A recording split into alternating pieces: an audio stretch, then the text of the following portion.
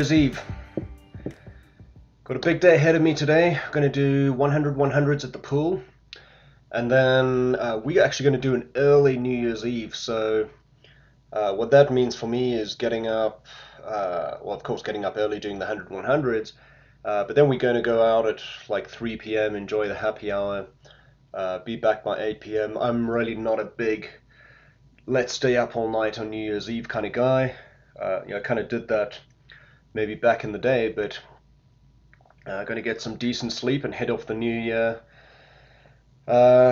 pretty early, and then start January the 1st with fresh mind and fresh start.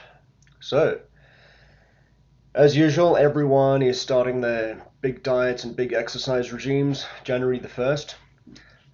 Just like last year, I'm going to do one of these diet projects. However, I am going to be eating ice cream for 2 weeks. I'm going to be eating burgers for 2 weeks. And then for February, I'm still going to figure it out and decide on something cool. Last year, basically, the idea was that I would eat a certain food till I lost a kilogram, and then I would move on to the next food. I found there were certain drawbacks around that. For example, 1 kilogram wasn't enough to really represent significant weight loss, because your water composition can vary by as much as that easily. Second of all, I did burgers, ice cream, pizza, beer, and then cake. Ice cream and burgers actually worked pretty well. I could actually maintain my training during that process. Pizza made me feel terrible, so I'm not doing that again. Beer, obviously that was a ridiculous idea, so not going to do that again. And then cake was fantastic. I had really good workouts. I will probably do that again.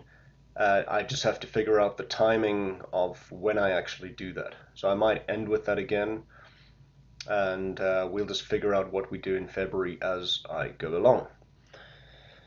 So right now, what I'm going to be doing is starting January the 1st with ice cream. I'm structuring it as 2,000 calories a day to start with, and the reason I chose that particular number is it's enough to actually make me feel good enough during my workouts, but it's also little enough that I actually lose. And I think that's the mistake a lot of people make, is that they hit January the 1st and they go into this extreme diet mode where they're just eating 500 calories a day, or 1,000 or 1,500 or whatever it is. And although that's okay, it's not very sustainable. So it definitely will result in weight loss.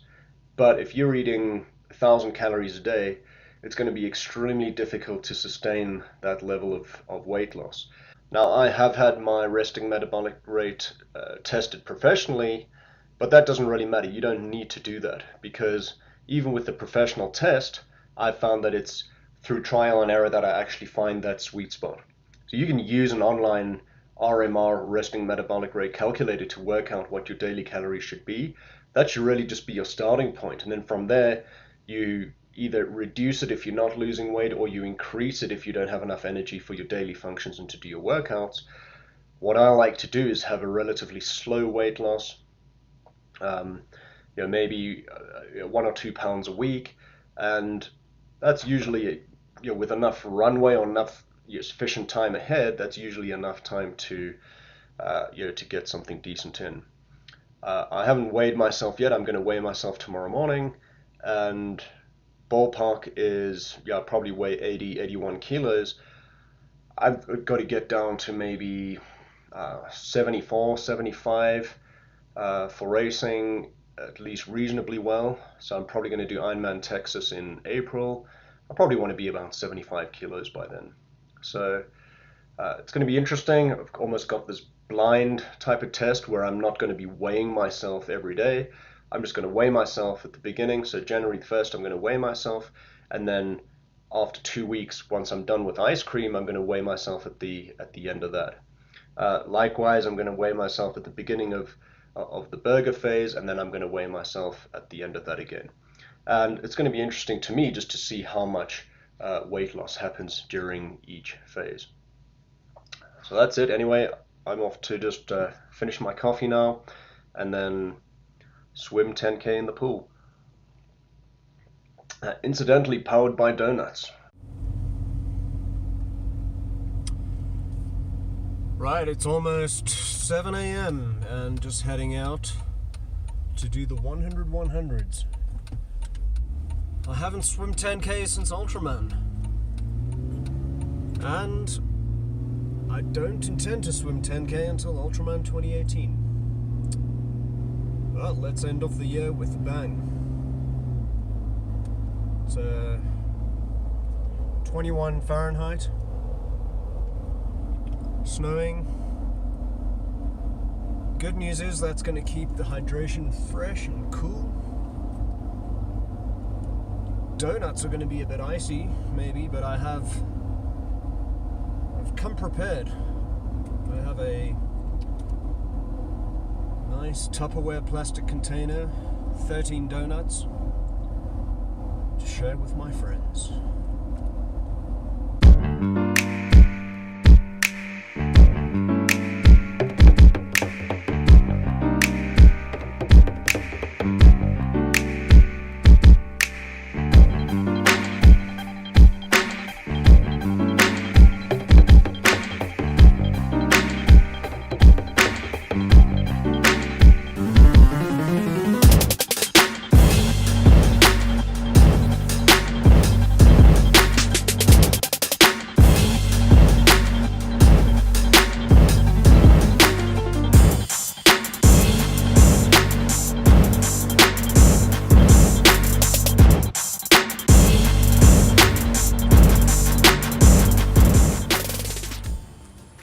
Okay, here we are. Time for a bit of a hot tub warm up. And then we hit it. 100 by 100.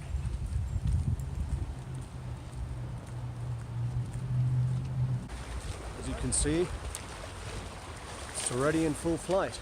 Early bird gets the worm, huh? I guess. Okay, so I'm well equipped. 2 Starbucks, double espresso, and here we go. Rocket fuel.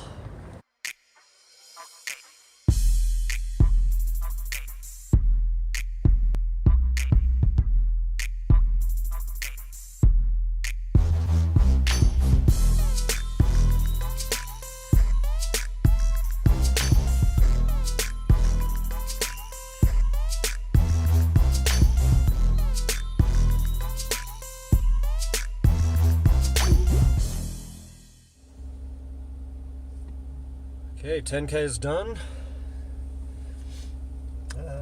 Felt pretty good actually, although I found it a lot harder than swimming in open water for some reason. But all good. Temperatures dropped quite a bit. It's now 17 Fahrenheit, which is in Celsius known as bloody cold.